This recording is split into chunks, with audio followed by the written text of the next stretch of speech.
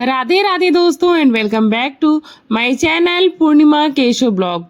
पूरे वर्ष भर में 24 एकादशी आती हैं। इनमें देवशयनी, देव प्रबोधिनी और मार्गशीर्ष मास की कृष्ण पक्ष की एकादशी तिथि का बहुत महत्व होता है।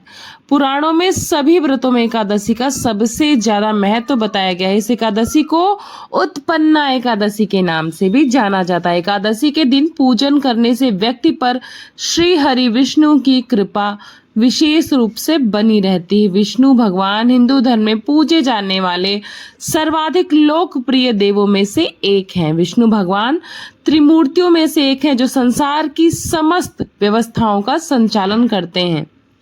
इन त्रिमूर्तियों को ब्रह्मा विष्णु महेश के नाम से जाना जाता है क्योंकि सतयुग में इसी एकादशी तिथि को भगवान विष्णु के शरीर से एक देवी का जन्म हुआ था। उत्पत्ति कहा जा सकता है। इस देवी ने भगवान विष्णु के प्राण बचाए, जिससे प्रसन्न होकर विष्णु जी ने उन्हें एकादशी का नाम दिया था।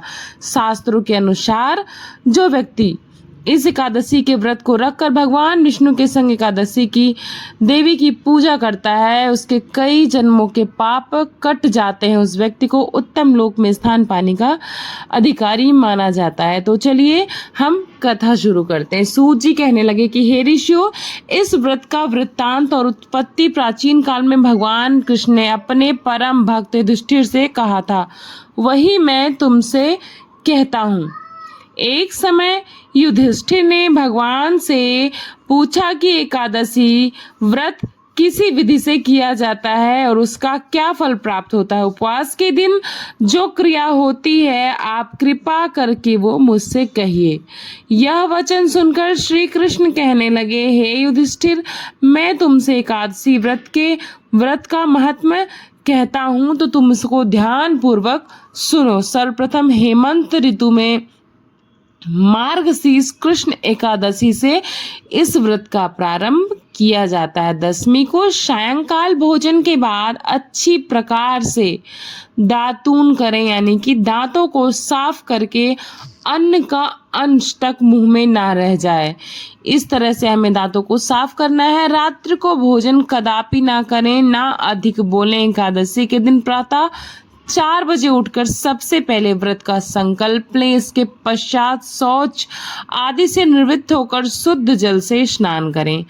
व्रत करने वाला चोर, पाखंडी, परश्रमगामी, निंदक, मिथ्याभाषी तथा किसी प्रकार के पापी से भी बात ना करे, ना ही उसकी बात करे। स्नान के पश्चात धूप, दीप, नैवेद्य आदि 16 चीजों से भगवान का पूजन करें।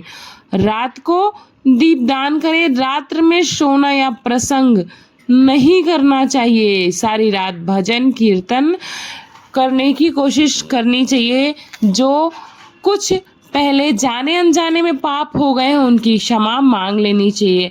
यदि आप पूरी रात्रि जागरण नहीं कर सकते हैं, भजन कीर्तन नहीं कर सकते हैं, तो आप जितनी देर जागरण कर सकते हैं करने के बाद भगवान से एक क्षमा याचना करके भगवान का ध्यान करके सो जाएं। धर्मात्मा पुरुषों को कृष्ण और शुक्ल पक्ष दोनों एकादशियों को समान समझना चाहिए। जो मनुष्य ऊपर लिखी विधि के अनुसार एकादशी व्रत करते हैं उन्हें शंखोद्धार तीर्थ में स्नान करके भगवान के दर्शन से जो फल प्राप्त होते हैं वह एकादशी व्रत के 16वें भाग के समान नहीं है। व्यतिपात के दिन दान देने वालों को लाख गुना फल प्राप्त होता है। संक्रांति से 4 लाख गुना तथा सूर्य चंद्र ग्रहण में स्नान दान से जो पुण्य प्राप्त होता है ना, वही पुण्य एकादशी के व्रत करने से भी प्राप्त होता है। अश्वमेघ यज्ञ करने से 100 गुना तथा 1 लाख तपस्वियों को 60 वर्ष तक भोजन कराने से 10 गुना, 10 ब्राह्मणों अथवा 100 ब्रह्मचारियों को भोजन कराने से भी 1000 गुना ज्यादा पुण्य प्राप्त होता है। भूमि दान करने से लाख गुना और उससे 1000 गुना पुण्य जो कन्यादान से प्राप्त होता है उससे भी 10 गुना पुण्य इस व्रत को करने से प्राप्त होता है। इससे भी 10 गुना पुण्य विद्या दान करने से होता है और विद्या दान से भी ज्यादा 10 गुना पुण्य इस एकादशी व्रत को करने से होता है और इससे भी ज़्यादा पुण्य भूखे को भोजन कराने मात्र से होता है। लेकिन यदि आप एकादशी का व्रत करने के बाद दान करते हैं तो उससे 100 गुना ज़्यादा पुण्य आपको प्राप्त होता है। अन्नदान के समान इस संसार में ऐसा कोई कार्य ही नहीं है जिसे देवता और पितृ दोनों तृप्त होते हैं, परंतु एकादशी व्रत में ये सारी विधि विधान शामिल है, इसलिए एकादशी व्रत का पुण्य सबसे अधिक होता है। एकादशी व्रत के पहले भी आप सभी को दान पुण्य करना और इस व्रत के पारण के बाद भी बिना दान के आपको अन्न ग्रहण नहीं करना है। तो ये व्रत भी 2 प्रकार से रखा जाता है, एक तो निर्जला और दूसरा फल ग्रहण करके। तो आप अपनी शक्ति के अनुसार इस व्रत को रख सकते हैं। अगर आप में सामर्थ्य है तो आप पूरे दिन निराजल निराहार करके इस व्रत को रख सकते हैं। और अगर आपको कोई समस्या है शारीरिक रूप से या फिर कोई भी परेशानी है तो आप फल ग्रहण करके इस व्रत को रख सकते हैं। व्रत के दिन आपको सुबह जल्दी उठकर स्नान कर लेना अति आवश्यक होता है। यदि आप व्रत के नियमों का पालन नहीं करते हैं, आप देर सवेर स्नान करते हैं और इधर उधर की बातों में संलिप्त रहते हैं, किसी पापी किसी चुगलखोर से बातें करते हैं या उसकी चर्चा मात्र भी करते हैं तो आपके सारे पुण्य क्षीण हो जाते हैं। इसके बाद आपको ये चीज़ ध्यान रखना है कि आपको उस दिन पूरा दिन भगवान की भक्ति पूजन और भाव में लगाना है। इसके बाद भगवान विष्णु को अक्षत दीपक नैवेद्य आदि 16 सामग्री अर्पित करके विधि विधान से पूजन करना है। एकादशी के दिन पीपल के पेड़ की पूजा करना बहुत ही शुभ माना गया है और उसकी जड़ में कच्चा दूध और घी का दीपक भी जलाएं। कच्चा दूध और गंगा जल अगर आप चढ़ाते हैं तो इससे भी आपको हर व्रतों से 100 गुना ज़्यादा फल प्राप्त होता है। इसके बाद आप घी का दीपक जलाएं।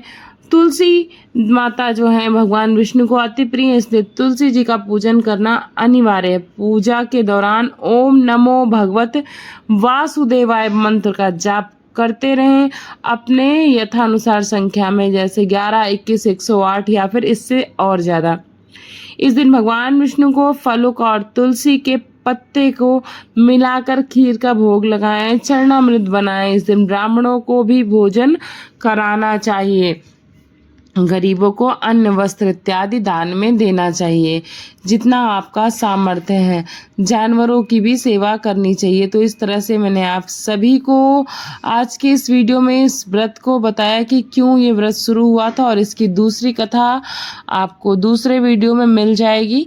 तो ये वीडियो अच्छी लगी हो, आपको समझ में आई हो कि इस कथा का महत्व क्या है, तो वीडियो को लाइक कर दीजिएगा। इस वीडियो के माध्यम से आप चैनल पर नए जुड़े हैं तो चैनल को सब्सक्राइब कर लीजिएगा। मिलती हूँ नेक्स्ट जानकारी के साथ नेक्स्ट वीडियो में, तब तक अपना खूब सारा ख्याल रखिएगा। नमस्ते, प्रणाम, बाय बाय।